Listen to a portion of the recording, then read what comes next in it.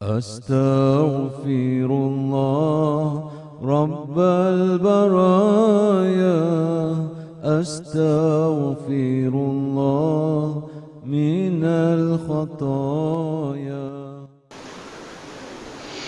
A'udzubillahi minasyaitonirrajim. Bismillahirrahmanirrahim. Assalamualaikum warahmatullahi wabarakatuh. Alhamdulillahi rabbil alamin, wassalatu wassalamu ala asyrafil anbiya wal mursalin wa ala alihi wa sahbihi ajma'in. Subhanaka la ilma lana illa ma 'allamtana innaka antal alimul hakim. Rabbi shrah li sadri wa yassir li amri wa halul 'uqdatam min lisani yafqahu qawli. Ya muallima Ibrahim al-hikmata 'allimna, ya mufahhima Sulaiman fahimna, fafahamnaha Sulaiman wa kullan atayna hukma wa ilma wa sakharna ma'a Daud al-jibal yusabbihna wa at-tayru kunna fa'ilin. Ya Rabb Sulaiman wa ya Rabb Ibrahim wa ya Rabb Musa wa Isa wa ya Rabb Muhammadin sallallahu alaihi wasallam, akhrijna min zulumatil jahli wan nisyan bi rahmatika ya arhamar rahimin. Allahumma zidna ilma warzuqna fahma bi rahmatika ya arhamar rahimin. Allahumma nawwirna bi nuri ilmik wa ab'idna nisyan bi rahmatika ya arhamar rahimin. Allahumma rzuqna fahman nabiyyin wa hifzal mursalin wa ilhamal malaikatil muqarrabin bi rahmatika ya arhamar rahimin. Walhamdulillahi rabbil alamin. Alhamdulillah, sama-sama kita memanjatkan kesyukuran Allah SWT, keizinan daripada Allah Subhanahu wa taala.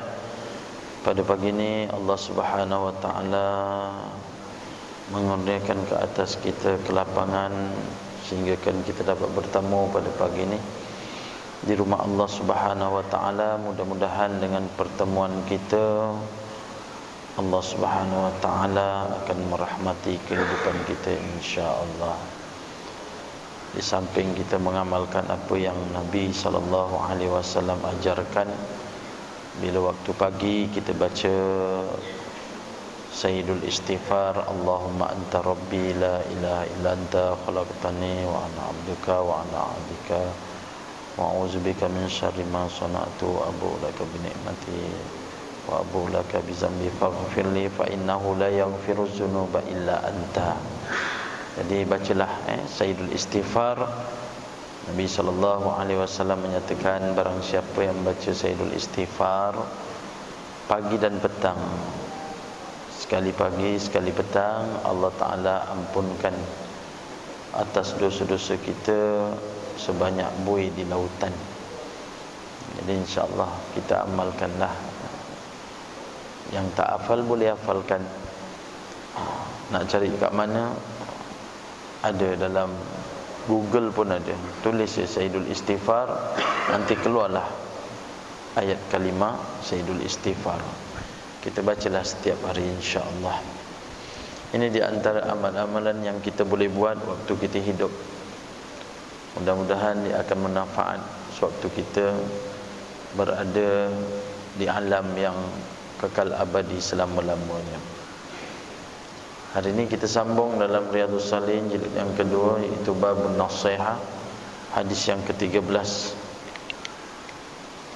Bismillahirrahmanirrahim. An Abi Ruqayyah Tamim ibnu Awil Dari radhiyallahu anna Nabi sallallahu alaihi wasallam qala ad-dinu nasihah. Qulna liman? Qala lillah wa li kitabihi wa li rasulihi wa li a'immatil muslimin wa ammatihim. Rawahul Muslim. Daripada Abu Ruqayyah Tamim bin Awis Dari radhiyallahu an, bahawasanya sesungguhnya Nabi sallallahu alaihi wasallam bersabda, agama itu adalah nasihat. Agama itu adalah nasihat, iaitu bererti menghendakkan kebaikan bagi yang dinasihati. Iaitu untuk siapa? Baginda menjawab, untuk Allah, untuk kitabnya, untuk rasulnya, untuk pemimpin orang Islam, dan untuk umat Islam semuanya. Jadi ibu-ibu, ayah-ayah rahmat Allah Subhanahu wa taala, satu daripada hadis yang Nabi SAW menyatakan bahawa ad-din nasihah, agama tu adalah menasihatkan. Fazakir fa inna zikra tanfa'ul mu'minin, ingat mengingatkan ke atas kita adalah tuntutan bagi orang-orang Islam. Jadi insya-Allah kita ingatkan pada diri kita supaya kita ini bersedia apabila kita berada di alam yang satu lagi yang saya nyatakan tadi. Sebab kita punya penakrifan atau pengertian daripada otak kita, akal kita tak sama pengertian yang Allah nyatakan, yang dinyatakan oleh Nabi SAW. Sebab Nabi SAW dengan kata-kata dia itu adalah daripada Allah Subhanahu Wa Taala. Kata-kata Nabi itu adalah wahyu Allah Subhanahu Wa Taala. Contohnya kita menyatakanlah manusia yang bijak. Pandangan kita manusia yang bijak dengan pandangan Allah SWT melalui Nabi SAW, orang yang bijak berbeza. Kita kata orang bijak tu siapa? Orang bijak ialah orang yang pandai lah. Orang yang pandai, waktu dia belajar, dia jadi pelajar yang terbaik. Itulah orang yang pandai, orang yang bijak. Waktu sekolah rendah, memang dialah di antara yang sentiasa dapat tempat pertama. Itulah pelajar yang bijak. Masuk sekolah menengah pun sama, dia antara pelajar yang terbaik. Sampailah tingkatan 5 keluar, pelajar cemerlang. Kita kata itu pelajar yang pandai. Betul kan? Kita kata itu pandai tak? Pandai. Masuk universiti, anugerah dekan, kemudian dapat lagi macam-macam anugerah, kerana di antara keputusan dia adalah keputusan yang paling tinggi. Sehingga kan kita mengeluarkan kata-kata dialah genius, dialah brilliant, dialah orang bijak. Itu penakrifan kita, orang bijak. Tapi Nabi SAW menyatakan siapa dia orang yang bijak? Orang yang bijak tuan-tuan ialah orang-orang yang macam depan saya ni tuan-tuan. Tuan-tuan kenal tak siapa yang depan saya? Kenal? Siapa dia tuan-tuan? Bagus tuan-tuan, semua tawaduk, tunduk aja. Tuan-tuanlah orang yang bijak. Nabi bagi tahu siapa dia orang bijak, orang yang ada di depan ni lah. Kenapa? Penakrifan kita orang bijak itulah orang yang pandai, berjaya dalam pembelajaran dia, berjaya dalam kerjaya dia, gaji dia besar. Itulah orang bijak. Dapat mentadbir. No, itu bukan orang bijak. Nabi bagi tahu orang yang bijak ialah orang yang Allah Subhanahu Wa Taala berikan kepada dia dengan usia dia, dengan umur dia, lalu dia kecapi dengan umur, usia dia, kesihatan dia, lalu dia beribadah kepada Allah Subhanahu Wa Taala. Selepas dia beribadah kepada Allah Subhanahu Wa Taala, melakukan segala perintah Allah Subhanahu Wa Taala, dan akhirnya apa? Iaitu dia memikirkan kehidupan yang akan datang, yang kekal abadi selama-lamanya. Itulah orang yang bijak. Jadi siapa yang bijak tuan-tuan? Inilah tuan-tuanlah orang yang bijak. Datang untuk belajar ke rumah Allah semata-mata fikirkan yang suatu masa nanti kita akan hidup selama-lamanya. Yang ini sementara, tapi janji Allah nak hidup selama-lamanya, maka buatlah dalam keadaan kebaikan.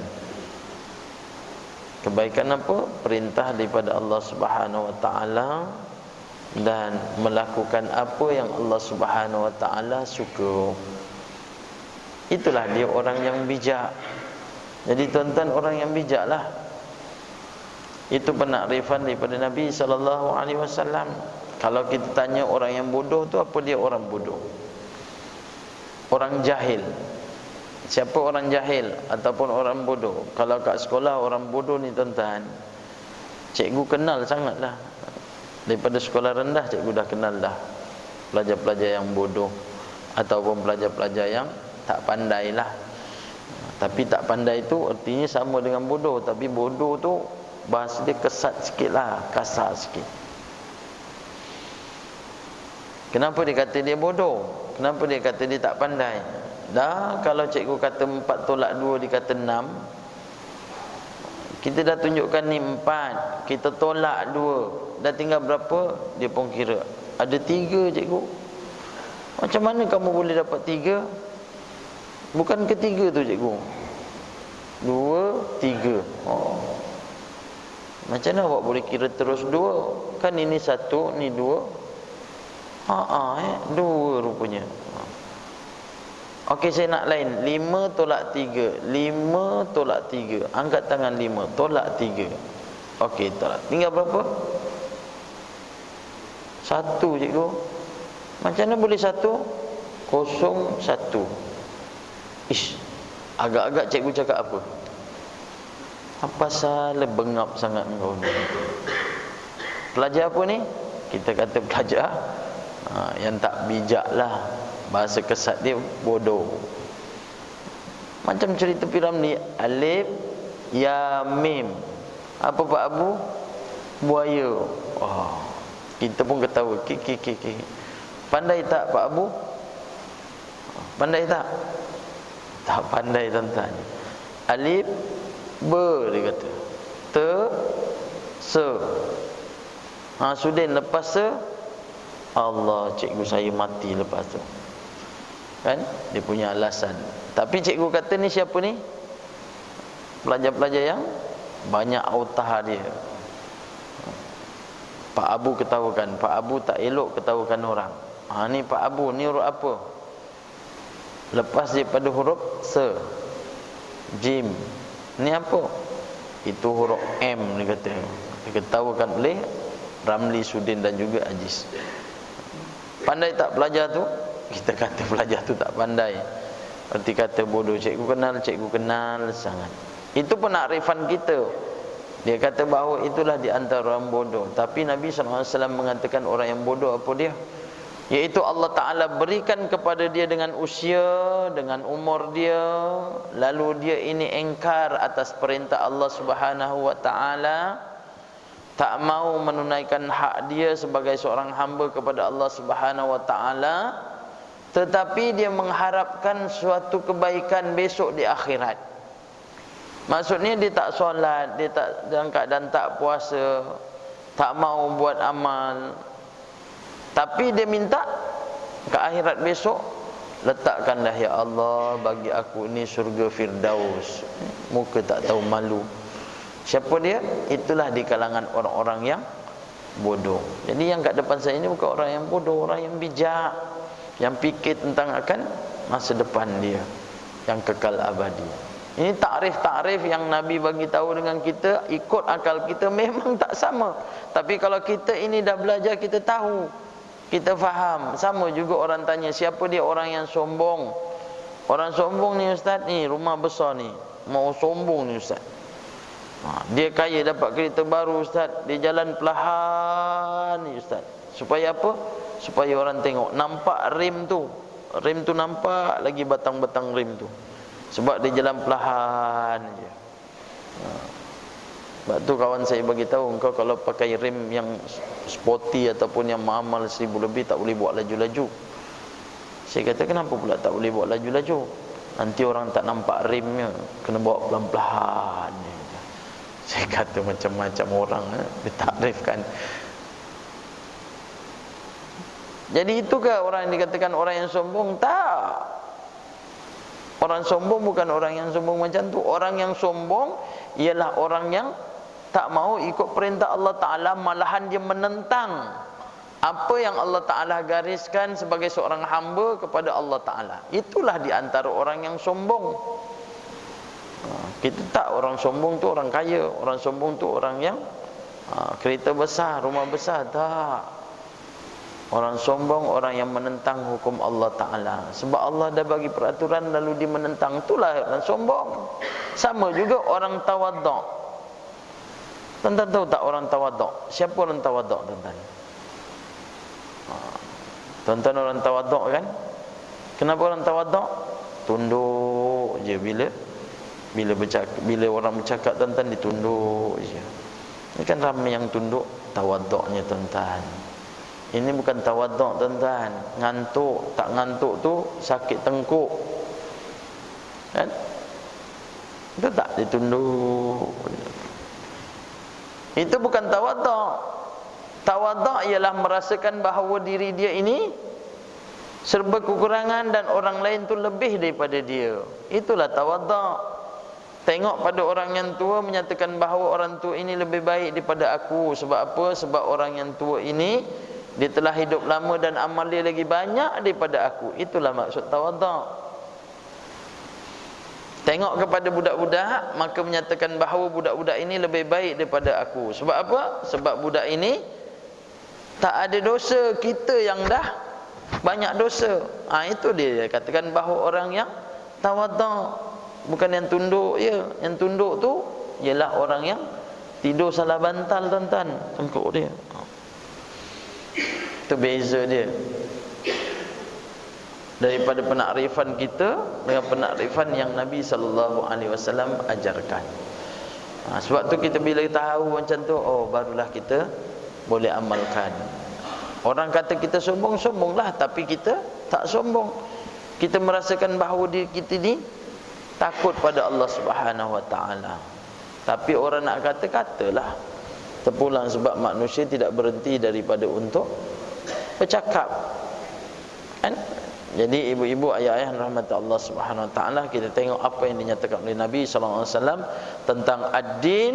Itu adalah nasihat. Nasihat adalah kewajipan umat Islam, kerana nasihat merupakan teras agama. Nasihat bagi Allah Subhanahu Wa Taala bermaksud iaitu beriman kepadanya dengan sebenar-benar iman, seperti yang diperintahkan menaikkan ibadat dengan ikhlas. Keikhlasan itu tuan-tuan adalah daripada hati. Kalau ada di antara satu hasad, satu benda yang kotor ada pada kita, tambah dengan kotoran, tambah, akhirnya dihitam. Kat dalam tubuh badan kita yang dikatakan ada seketul darah. Darah tersebut kalau seandainya dia banyak, dia akan jadi hitam kalau kemungkaran. Apa dia? Itulah hati. Hati itulah yang ada dalam diri kita, yang kita hidup dalam keadaan setiap hari menggunakan kalimah-kalimah tu. Kalau baik di antara hati seorang, baiklah diri dia. Kalau buruk hati seorang, maka buruklah dia. Sebab tu hati kita bawa dalam kehidupan kita.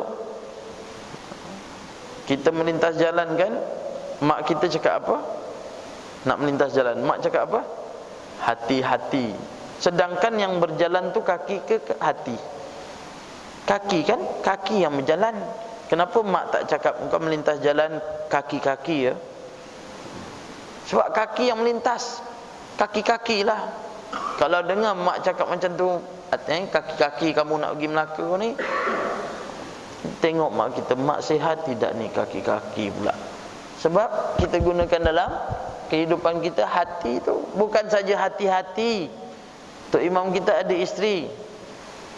Siapa isteri Tok Imam? Dia kata itulah pendamping pada diri aku, teman aku hidup, teman saya hidup. Dialah jantung hatiku. Dia sebut jantung hatiku. Dia tak cakap jantung kepalaku, tak ada. Jantung badanku, tak ada. Dia panggil jantung hatiku. Dia guna kalimah hati. Jantung hati, lagi baik hati, lagi keras hati, lagi kecil hati, besar hati. Orang Melaka, hati kaudu. Pernah dengar hati kaudu? Hati kaudu, hati bengkak kan? Bengkak je aku tengok hati aku. Gunakan hati. Banyak kita gunakan kan? Keras hati. Kalau dah keras mesti ada lembut hati, hati kering. Sebut hati tu. Sebab tu hati tu memainkan peranan. Keikhlasan hanya Allah Ta'ala yang tahu. Sebab Nabi bagi tahu, Allah tak melihat pada jasad kamu, tak melihat kepada rupa paras kamu, tapi Allah melihat kepada hati-hati kamu. La yanzuru ila fi suwarikum walakinna Allah yanzuru ila fi qulubikum. Nabi bagi tahu Allah tak pandang pada rupa paras kamu, tapi hati kamu. Kat situlah datangnya keikhlasan ataupun tidak di sisi Allah Subhanahu wa taala. Nasihat bagi kita Allah Subhanahu wa taala bermaksud membenarkan sentiasa membacanya, melaksanakan hukum-hukumnya, dan tidak membezakan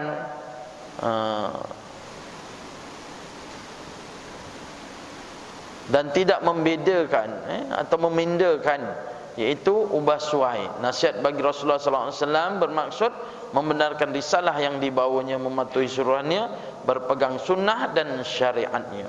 Ini Al-Quran. Maka seseorang itu dia pun ikutlah hukum hakam dia. Kalau tak nak ikut, ini di antara orang-orang yang sombong. Sombong dia pada Allah Ta'ala, sedangkan sombong itu adalah selendang Allah Ta'ala. Jangan sesekali untuk kamu tarik sifat kesombongan. Bermaksud sifat yang ada pada manusia ni lebih ada pada Allah Ta'ala. Apa segala yang ada pada dunia ni milik Allah Ta'ala. Kalau kata kita cantik, Allah tu ajmal, lagi cantik. Kalau kita kata kita kuat, Allah akwa. Kalau kita besar, Allah akbar. Sifat tu sifat Allah SWT. Kalau kata kamu dalam keadaan sombong, maka sungguhnya Allah tu lagi sombong. Bukan maksud Allah sifat sombong dia macam manusia, tak. Tapi sifat segala yang ada pada kita ni adalah milik Allah Ta'ala. Sebab tu kita belajar tauhid, kita belajar syariah, kita belajar dengan tasawuf. Tasawuf tu adalah akhlak. Ada orang tolak tasawuf, tasawuf ni sesat. Tak, tasawuf tu adalah akhlak. Nabi ajar dengan akhlak.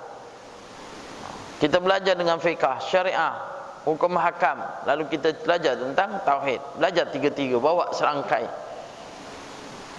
Barulah kita dapat dalam keadaan kenikmatan ataupun kecapi atas kemanisan agama Islam itu sendiri. Allah berikan kita ni banyak dia punya peringatan-peringatan supaya manusia beringat. Cuma kita je yang kadang kita tak perasan apa yang Allah Ta'ala beri. Kita kata pada diri kita kan, kita berkata pada diri kita. Penceramah pun bagi tahu, kita ni hidup kat dunia ni Allah dah bagi inzar dah bagi peringatan. Kan? Kalau seandainya orang yang dekat-dekat dengan Allah ialah apabila kita lihat kulit dah menjadi kendur. Pernah dengar kan? Lagi apa? Mata dah jadi kabur. Lagi apa? Gigi dah gugur. Uban bertabur. Dunia kata pergi, yang mari kubur. Ini penceramah bagi tahu. Tapi kita tahu tak kenapa Allah bagi macam tu? Ada peringatan. Peringatan dia. Kenapa Allah bagi waktu kita muda rambut kita hitam, tapi sekarang kita punya rambut dah putih? Kenapa? Sebab dah tua. Betul ya, dah tua, tapi kenapa warna putih? Kenapa warna putih? Kenapa tak tua janggut kita, rambut kita warna hijau? Kan nampak lawa sikit hijau. Kenapa Allah tak bagi hijau dengan merah? Sebelah hijau, sebelah merah? Tak boleh Ustaz, dia macam muafakat. Kenapa Allah tak bagikan macam tu? Kenapa Allah bagi putih? Sebab sesungguhnya kita ni bila seandainya hidup kat dunia ni, akhir hidup kita itulah pakaian kita berwarna putih. Tok Imam dalam keadaan sembahyangkan tengok depan jenazah tu warna putih, dibalut dengan kain putih. Tapi saya tak tahulah kalau ada orang Tanjung Minyak bila meninggal memang kain dia warna merah. Tak, warna putih. Sebab tu Allah berikan peringatan macam saya Allah Ta'ala ingatkan dah, inilah pakaian kita besok warna putih. Kenapa mata kita ni Allah Ta'ala berikan masa muda dulu bukan main terang lagi. Betul kan? Masa muda tu terang. Dah berumur 50, dia dah mula jadi malap sikit. Kenapa dah jadi malap? Kena masuk 60 tu, tadi saya duduk pandang macam mata tu. Rupanya dibagikan usia 40 ke 45 ke 50, 40 ke 50, 100 hingga 150. Kemudian 50 pergi ke usia 65 ke 60, dia ada dia punya skala dia, berapa power dia nak pakai. Kan? Kita dah makin ni, macam saya lah sekarang, boleh baca, tapi itulah baca kejap ke depan, kejap ke belakang. Betul kan? Kita sendiri pun sama. Dapat berjanji ditolak tu kan, sudah bantal dah sampai, dah bantal dah nak sampai. Berjanji je sampai je, dia pun pegang. Nak baca apa ni? Walamma baraza wa baraza sallallahu wa baraza sallallahu. Bukan abtadiul, dah sudah dah. Dia baca abtadiul ya, tiba-tiba kena walamma aro, dah banyak tengah kan. Dia pun pegang. Uish, tak nampak lah, dia kata. Dia kata tak nampak. Kawan bagus dia terus. Tengok usia lebih kurang sama kan. Selama ni tak pakai cermin mata. Kalau tak pakai cermin mata, usia sama, biasanya dia pakai power ni lah, sama. Nah, pakai cermin mata sama ni dengan aku. Belum pakai baru, uish, tak boleh. Sebab apa tak boleh? Bukan pasal tak nampak, sebab tak boleh baca. Dia nak kelentong tu. Aku lupa buat cermin mata, entah macam mana agaknya, rupa tak perasan cermin mata dalam poket. Tu kan ada cermin mata. Dia tak boleh lah, tak nak kasih orang lain. Tapi padahal nak cerita tentang apa? Mata ni. Kenapa Allah bagi kita ni dah jadi rabun? Sebab kalau seandainya pandangan kita jauh, nampak macam-macam. Betul tak? Nampak macam-macam. Bini orang dia nampak. Janda tak payah cakap lah, belakang tembok pun dia nampak. Sebab apa? Sebab terang mata dia. Tapi dah usia, Allah Ta'ala bagi mata kita ni makin lama makin kabur. Jadi dia tak bagi pandang yang jauh-jauh, dia bagi yang dekat-dekat aja. Apa yang dekat-dekat tuan-tuan? Apa yang dekat-dekat? Tu. Ni kan dekat ni. Quran, Yasin. Tu yang dekat-dekat. Sebab tu Allah bagikan pandangan kita dah tak jauh dah. Sama juga kalau kita muda, Allah beri kekuatan kita ni kuat. Umur 25 tahun kahwin tuan-tuan, isteri dia boleh cempung. Tahu cempung tak? Tak tahu cempung? Saya dapat pun daripada orang Melayu perkataan cempung. Kalau orang Jawa dipanggil digendong. Tuan-tuan, digendong. Dia boleh cempung ni tuan-tuan, dia angkat kaki sebelah kanan, badan sebelah kiri. Oh, dia angkat bini dia. Usia 25 tahun. Tukar 52 tahun, dia dah tak cempung, dia tarik kaki je. Tarik kaki. Asal abang angkatlah saya. Aku nak angkat kaki aku pun tak mampu, nak angkat engkau. Ni kaki engkau je lah aku angkat. Tarik. Tuan-tuan, kenapa Allah bagi usia kita masa muda kuat? Kenapa kita dah dalam keadaan usia dah meningkat ni kita tak kuat? Sebab kalau kita kuat, belum tentu kita ada kat sini ni. Cuba tengok dalam usia 20 lebih, siapa kat sini 20 lebih? Tak ada rasa. Yang ada nampak macam 40 ke atas je, 50 ke atas je, 60 ke atas yang lagi ramai. Kalau muda tuan-tuan, cakap aja. Petang ni ingat nak bertolak pergi Penang ah. Boleh. Betul tak? Betul ke tidak? Usia man 20-an, 30-an nak pergi Penang, no hal. Kereta dah servis dah. Kereta dah servis semalam. Okey, boleh. Temankan aku. Tak apa, boleh. Cuba sekarang dah 60-an, petang ni nak pergi Penang lah. Boleh tak temankan? Pandang ke atas, ke bawah. Kenapa kita pandang ke atas, ke bawah? Belum pergi tapi dah fikir dah. Aku belum naik kereta kau, aku dah rasa pinggang aku dah sakit. Betul tak? Bukan jauh daripada Melaka sampai Seremban daripada pegang lutut kaki dia. Sebab apa? Aku dah rasa macam kebas pula. Sampai kat Perak, kat Ipoh tuan-tuan, dia dah tak boleh turun. Turun dah. Aduh, dah lemah dah, tak boleh, macam kena stroke pula. Usia dah 60 lebih. Sebab tu usia kita makin meningkat, dia tak bagi pergi jauh-jauh. Dia suruh pergi yang dekat-dekat. Yang mana dekat tuan-tuan? Alhamdulillah, pandai pun. Tapi disebabkan Tanjung Minyak ni memang tak ramai orang yang tua-tua. Semua orang muda je. Inilah golongan yang tua ni, 60 lebih. Rasa-rasa kat keliling ni, Tanjung Minyak ni, semua muda-muda kan, 20 lebih kan, 30 lebih kan. Sebab yang tua ini je. Ustaz cakap ni macam pedas je. Tapi itulah hakikat dia. Memang kita dah berusia, dia suruh pergi tempat yang dekat-dekat. Yang paling dekat tu tuan-tuan, nanti satu ketika yang masih hidup dia naik kereta besar-besar, yang paling dekat bila dia ini dibawa, tu paling dekat. Apa dia? Driver 4 orang, dia seorang penumpang. Sekarang dia driver seorang, 4 penumpang. Satu ketika yang dekat tu, dia driver 4 orang, penumpang seorang je. Apa dia? Itulah keranda. Sebab tu kalau kita fikir-fikir, Allah, kita hidup dalam keadaan kemewahan, rumah besar.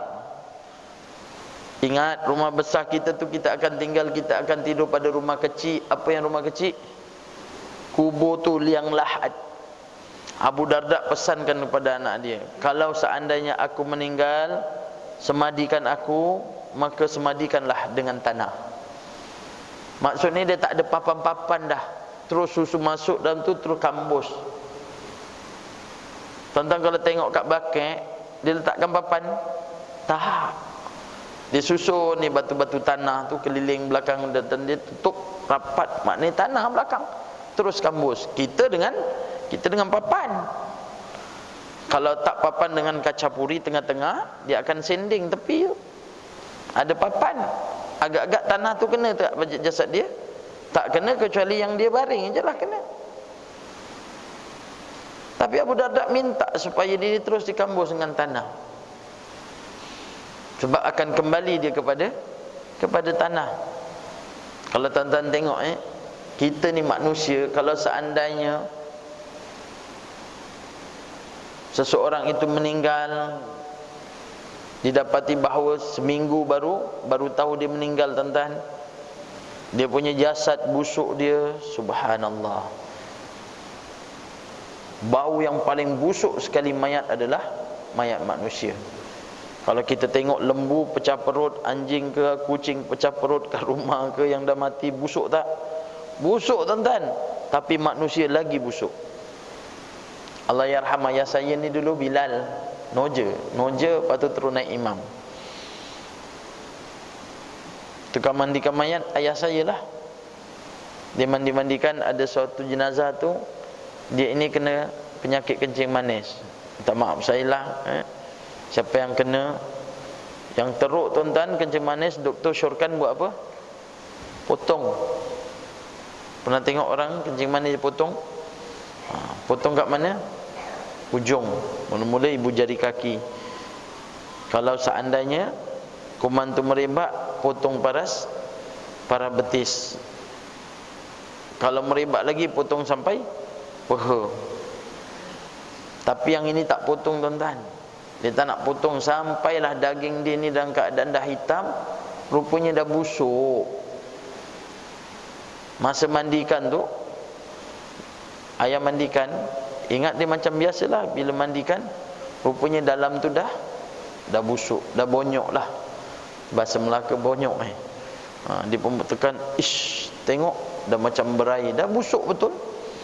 Dah macam buah kepaya yang dah mala tu, kita tekan benyek terus. Jadi rupanya macam tu dia punya penyakit dia. Airnya siram je lah, siram, jangan gosok-gosok dia lagi. melupas.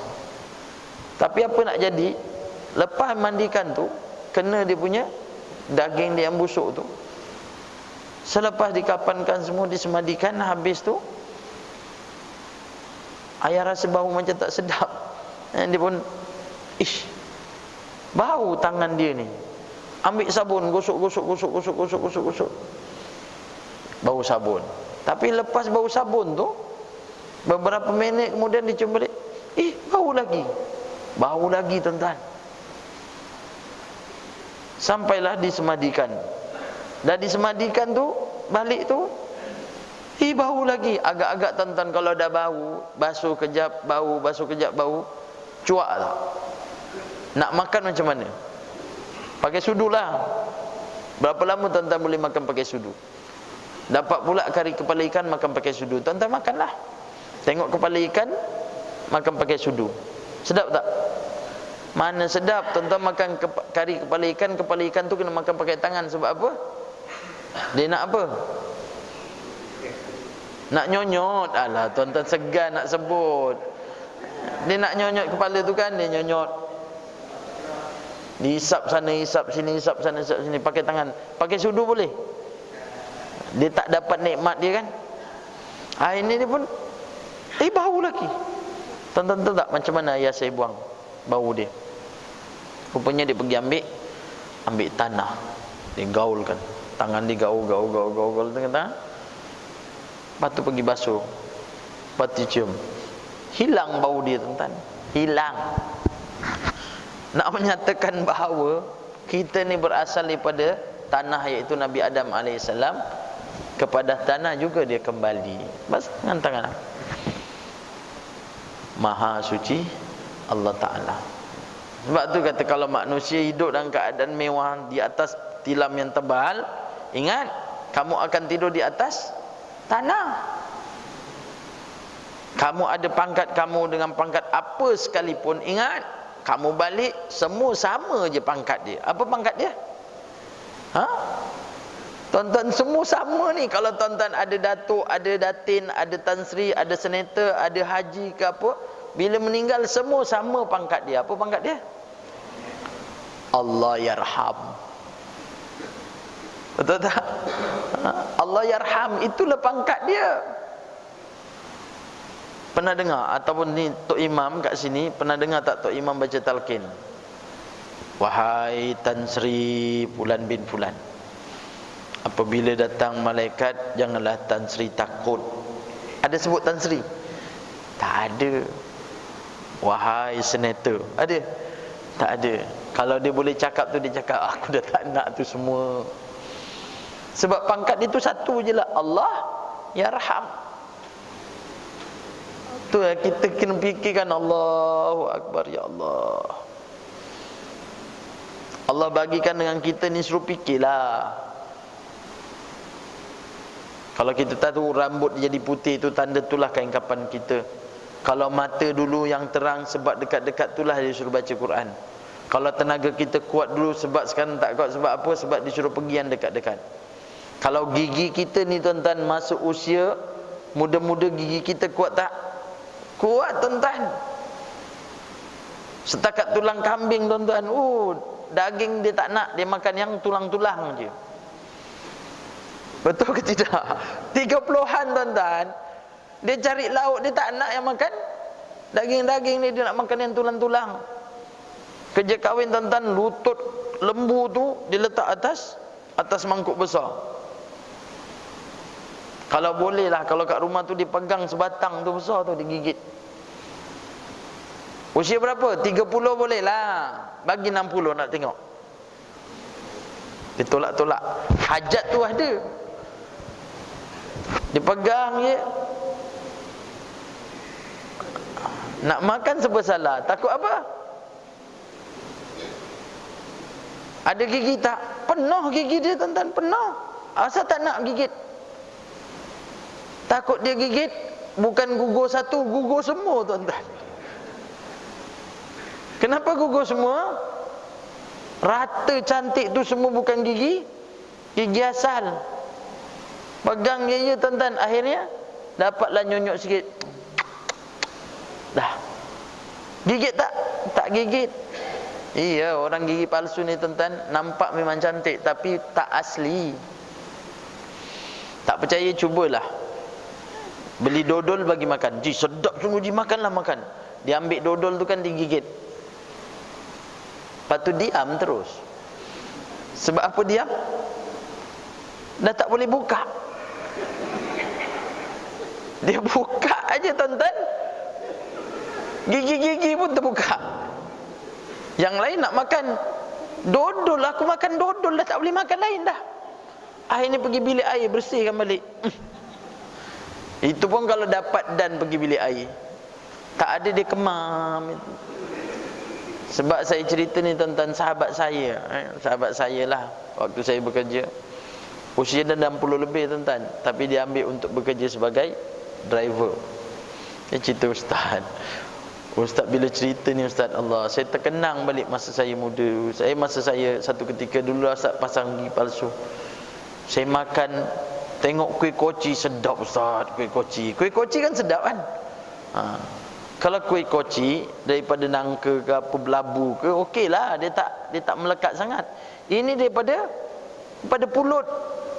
Kawan pun gigit, kawan gigit lepas tu tarik. Sedapnya. Dia punya gairah ni nak makan tuan-tuan, dibuka terus masuk mulut semua. Dia masuk digigit. Diam terus. Saya tak makan lain Ustaz, saya diam. Saya segan dah kenduri kat orang ramai kan, saya tak makan, saya diam. Makan. Dah tak bercakap, tunjuk je. Tapi dalam hati, ya Allah, lapornya dapat kuih koci. Tahlil punya lama dapat kuih koci sebiji je. Rupanya apa? Dah melekatkan gigi palsu. Kenapa Allah bagikan usia kita ni, gigi kita ni jatuh satu-satu? Kenapa?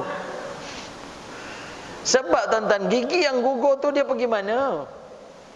Dia pergi ke tanah. Sebab tu gigi yang makin lama dah tak ada, lama-lama siapa yang akan ke tanah? Kita lah. Sebab tu Allah bagikan macam tu. Walaupun dalam keadaan tak tercabut, tapi dia dah goyang. Saya punya tak tercabut, ada 2 batang lagi kuat. Kuat lagi Ustaz, 2 batang. Itulah 2 batang. Yang lagi 30 batang. Mana? Dah tak ada Ustaz. Itu 2 batang tu, satu atas, satu bawah. Boleh kunyah? Tak boleh. Dia macam pedang je Ustaz. Makan rambutan pun dah tak boleh gigit. Masuk je di kolom, pusing-pusing macam blender. Keluar balik. Allahu Akbar. Supaya manusia itu berfikir kenapa Allah bagi sedemikian. Okey. Nasihat kepada pemimpin ialah membantu mereka menegakkan kebenaran, taat dan perintah mereka yang bukan maksiat, membetulkan kesilapan mereka dengan cara yang baik. Ini nasihat kepada pemimpin. Laksanakanlah kepimpinan tu. Sebab Allah akan tanya. Sebab tu di antara sahabat-sahabat dia takut bila dapat jadi pemimpin. Macam tuan-tuan agak-agak dilantik untuk jadi kabinet. Tuan-tuan tak rasa-rasa, saya tak nak Ustaz, tapi rasa juga nak naik kereta tu, Velfire tu Ustaz.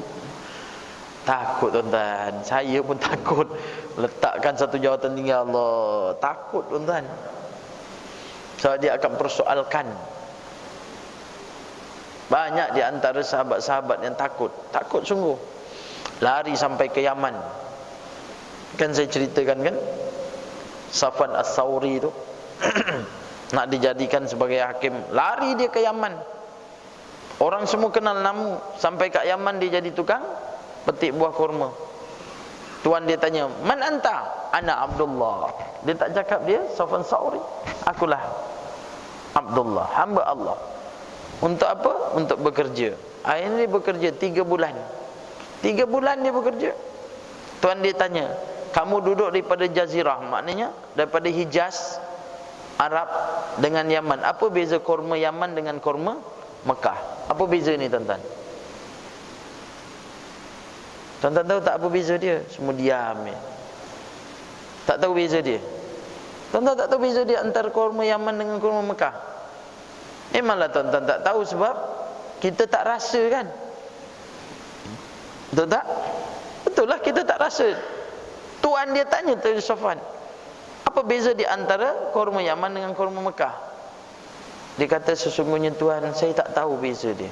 Takkan kau 3 bulan kerja kat aku punya ladang, kau tak tahu beza antara Yaman dengan Mekah? Dia kata saya tak makan tuan-tuan. Saya tak makan kurma Tuhan ni walaupun sebiji selama 3 bulan aku bekerja dengan kau. Kalau kita lah kerja dengan dia 3 bulan petik kurma, agak-agak lah tuan-tuan. Tuan-tuan makan ke tidak? Bukan makan bawa plastik bawa balik tuan-tuan. Silap-silap bakul motor penuh tuan-tuan balik. Sebab apa? Jual lagi. Tapi dia tak makan sebiji pun. Gubernur daripada Mekah cari ni Sufyan As-Sawri ni sebab nak jadikan hakim. Lalu dia dah cakap, bila tahu bahawa dia tak makan tu, terus tuan dia tahu dia ni bagus sangat, akhirnya Sufyan As-Sawri pun lari daripada ladang tu. Gubernur cari, dengar kata sampai kat Yaman. Kamu kenal tak Sufyan? Dia kata kenal, tapi tak kenal orang dia. Dulu tak ada WhatsApp. Kalau ada WhatsApp senang sekarang. Letak aja nama, tengok muka dah nampak. Kita kat sini kita tak tahu kan apa yang berlaku kat Mekah, betul tak? Kat Madinah kita tak tahu. Tapi sekarang tahu tak? Tahu, dulu tak tahu. Coronavirus ni tuan-tuan sekarang dah dekat dah. Saya malam tadi dipahamkan, saudara-saudara daripada jemaah saya ni yang ada kat Singapura tuan-tuan, dah merebak kat sana. Ada yang kat bus stop tu tiba-tiba je terbah aja. Sebab China dia rapat dengan Singapura.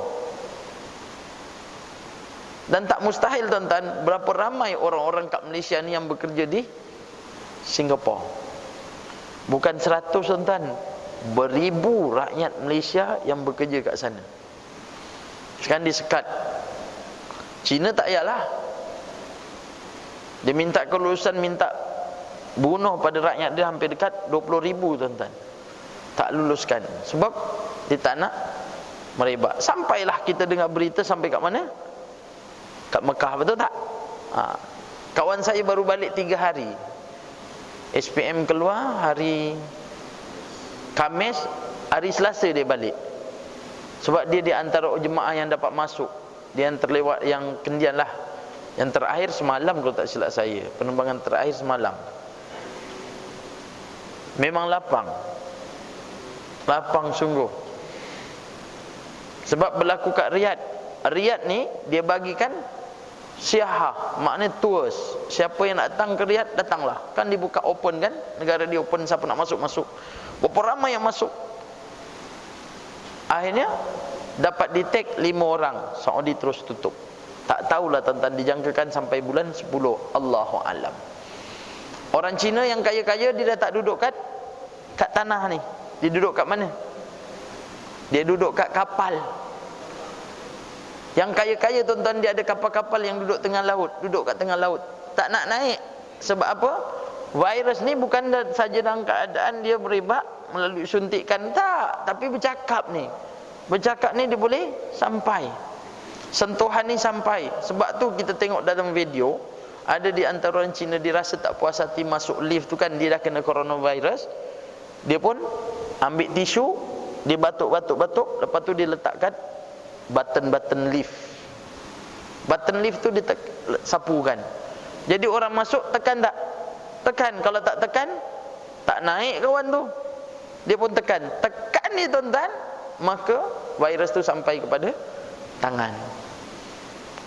Tu ada sependapat dikata, daripada aku mati seorang, biar kita mati semua kan. Tapi yang nak tekan tu agak-agak, kalau tahu dia cakap macam tu, dia nak tekan tak? Bukan tekan, masuk pun tak nak.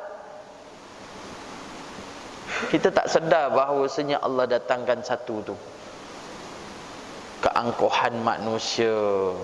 Dunia tidak boleh menewaskan. Ini kerajaan tak boleh nak gugat dengan kenaikan kemajuan daripada negara kita. Tunjukkan Allah datangkan tak nampak. Habis ranap kat India, kita tengok umat Islam dibunuh. Apa terjadi kat India? 2-3 hari lepas, tengok apa dia? 3 hari bulan, apa berlaku? Datangnya ribut. Sebelum ribut apa dia? Penyakit yang tak diketahui tuan-tuan. Kambing tiba-tiba Allah tarik nyawa dia. Kambing, kat sana banyak kambing tuan-tuan, penternakan kambing. Tiba-tiba kambing tu innalillah mati tuan-tuan, tergulik, semua tergulik. Kerana apa? Allahu a'lam, Allah aja yang tahu. Mungkin ada di antaranya yang cuba untuk mencabar tentang agama Allah Ta'ala. Jadi janganlah cabar, kita jangan nak cabar, sebab Allah tu Maha kuasa.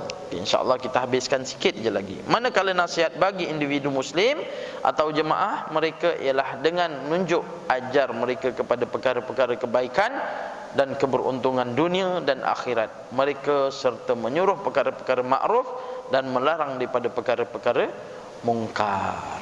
Ini di antara pengajaran-pengajaran dan nasihat daripada kitab ini, Riyadhus Salihin, agar kita buatlah perkara-perkara yang baik. Perkara baik apa dia? Perkara yang menyukakan pada orang lain. Sebab tu kalau kita sembahyang bagus, tuan-tuan. Sedekah bagus, puasa bagus. Mana yang lebih bagus?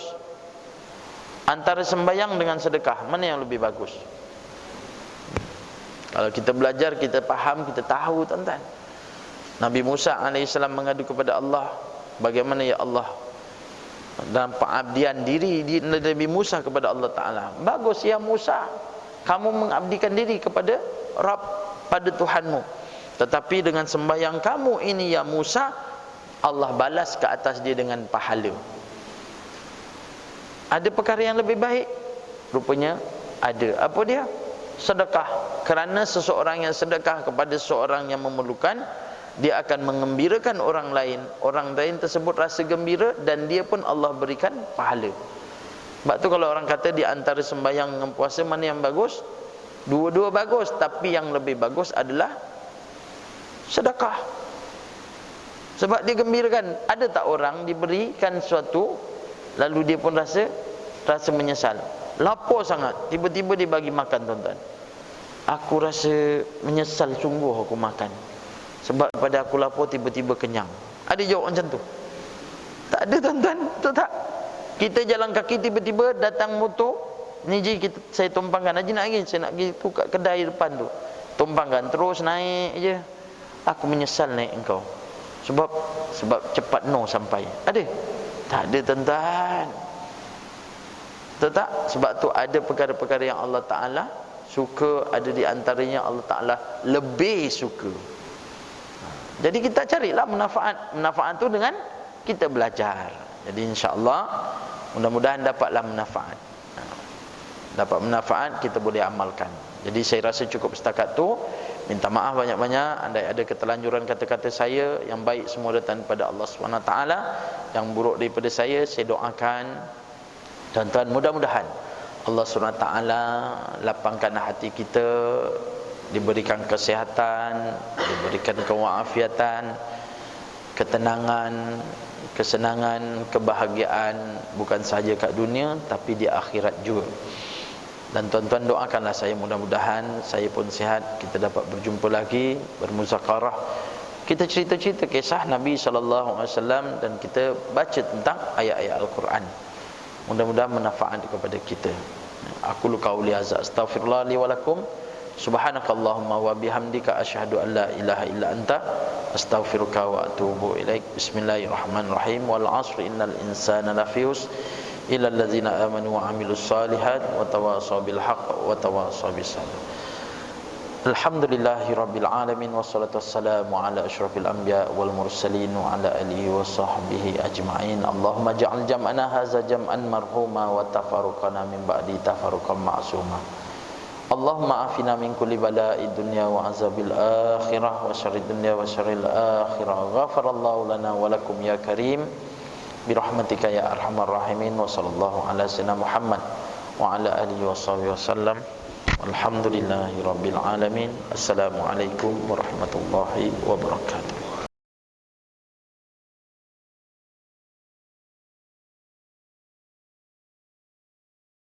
Astaghfirullah Rabbal baraya, astaghfirullah minal khataya.